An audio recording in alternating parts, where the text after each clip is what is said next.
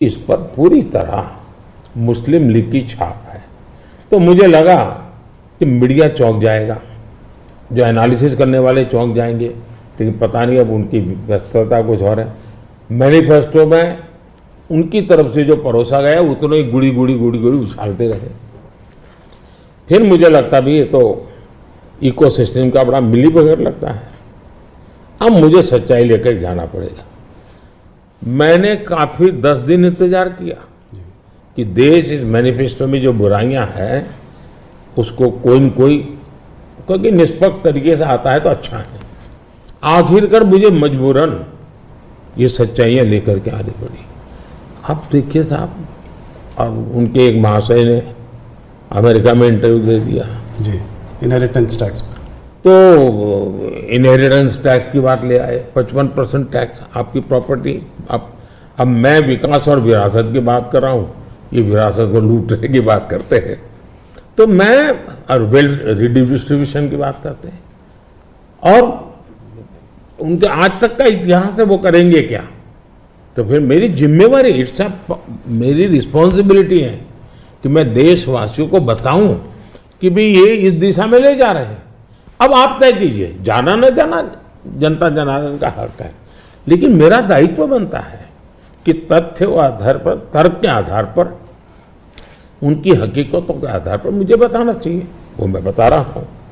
Sam Pitroda जी ने जो है इनहेरिटेंस टैक्स की बात की, जो हम लोगों की जमा पूंजी है, जब हम अपने लोग पूरा बचाते हैं अपने फैमिली के लिए, जब हम उसको अपने आने वाली जनरेशन को देंगे तो उस पर भी टैक्स लगेगा, और ये टैक्स बहुत बड़ा टैक्स हो सकता है।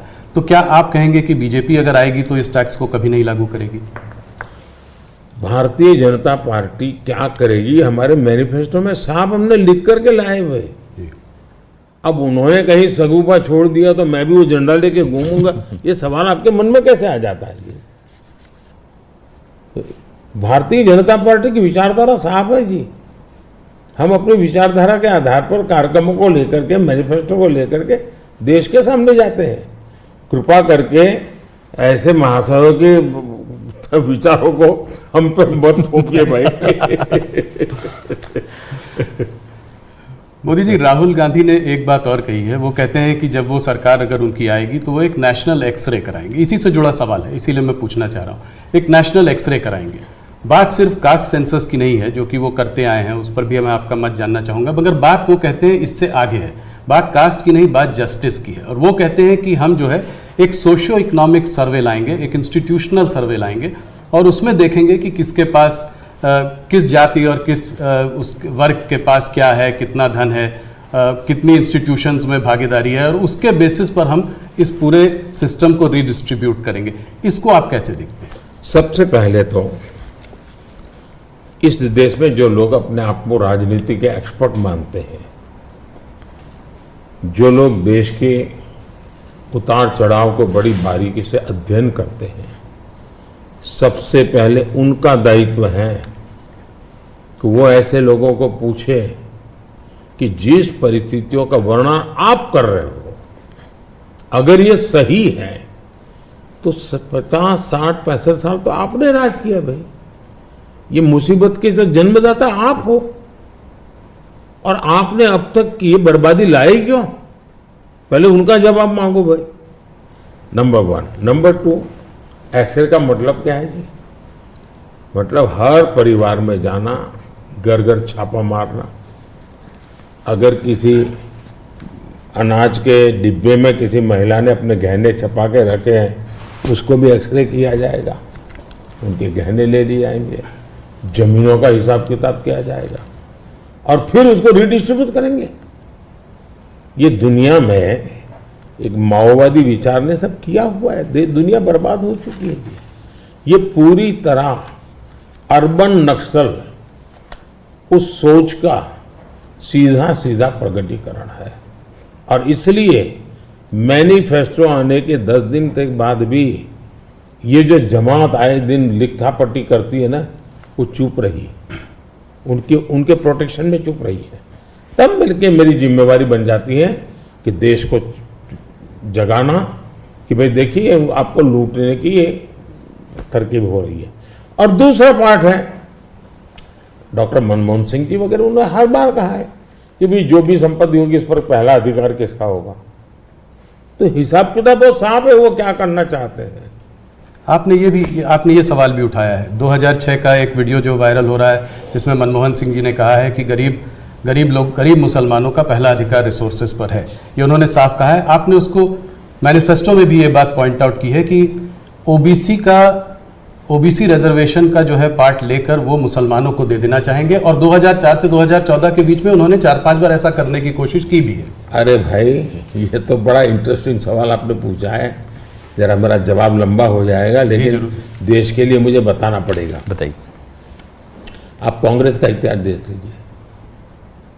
90 के दशक से ये मांग उठी है देश में। समाज का एक बहुत बड़ा तबका है जिसको लगता था कि हमारे लिए कुछ होना चाहिए, उसके लिए आंदोलन हुए हैं। 90 से पहले कांग्रेस ने पूरी तरह इस बात को खारिज कर दिया, उसका विरोध किया, उसको दबाने की कोशिश की है। यानी 90 के पहले का उनका दशक है। फिर उनको जितनी भी कमीशन बने, जितनी कमेटियां बनाई, उसके भी रिपोर्ट्स ओबीसी के विचार के पक्ष में आने लगे। अब उनके सिफारिशों को भी वो नकारते रहे, रिजेक्ट करते रहे, दबाते रहे।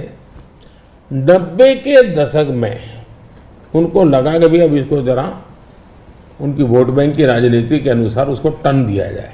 उन्होंने पहला पाप किया क्या, 90s के दशक में कर्नाटका में उन्होंने धर्म के आधार पर, आपको याद होगा, कर्नाटका में उन्होंने धर्म के आधार पर मुसलमानों को ओबीसी घोषित कर दिया। यानी देश के ओबीसी को नकारना, उस विचार को दबाना, उस विचार को रिजेक्ट करना, लेकिन राजनीति खातर मुसलमानों को ओबीसी घोषित कर देना। केंद्र से कांग्रेस गई, 2004 तक ये प्लान ठप रहा, उनका इरादा पक्का नहीं हुआ। 2004 में वो फिर आए, तो आते ही आंध्र में मुस्लिम को ओबीसी कोटा ये देना तय कर लिया। मामला कोर्ट में जाके उलझ गया। अब ओबीसी के 27% जो आरक्षण मिला हुआ है, भारत के संसद ने दिया है, संविधान के मूलभूत भावना के प्रकाश में दिया है। 27% शहद लगाने की उन्होंने तैयारी कर दी, डाका डालने की कोशिश की। 2006 में नेशनल डेवलपमेंट काउंसिल की मीटिंग हुई थी, एनडीसी की। मनमोहन जी के बयान पर बहुत बड़ा हंगामा हो गया।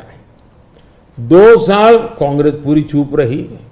2009 के घोषणा पत्र में फिर से इसका जिक्र किया। 2011 में कैबिनेट नोट है इसका, 2011 के कैबिनेट नोट में ओबीसी के 27% हिस्सा डाका डाल करके उसमें से मुसलमानों को दे देना उन्होंने तय किया जी। 2012 यूपी चुनाव में भी उन्होंने इसकी एक असफल कोशिश की, फायदा नहीं हुआ। 2012 आंध्र हाईकोर्ट ने इसको रिजेक्ट कर दिया, रद्द कर दिया, कानूनी जजमेंट आ गया। एससी में गए, सुप्रीम कोर्ट में गए, वहां भी उनको कोई रिलीफ नहीं मिला।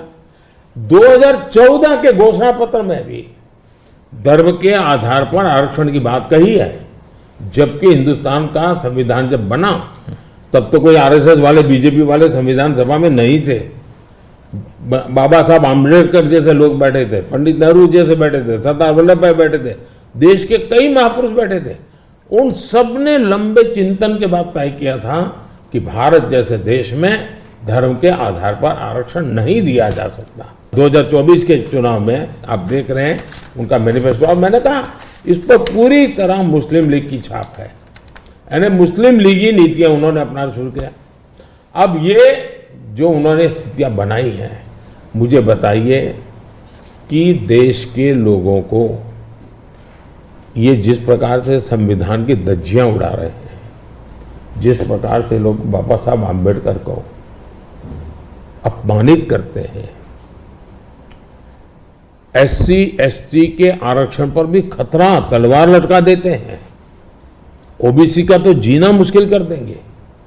क्या मुझे देश की जनता को प्रशिक्षित करना चाहिए कि नहीं करना चाहिए? मैं सभी जो भी विद्वान लोग हैं, जो कलम के धनी हैं, जो निष्पक्ष हैं, उनका ये दायित्व बनता है कि ऐसे समय देश को वो एजुकेट करें, सही चीज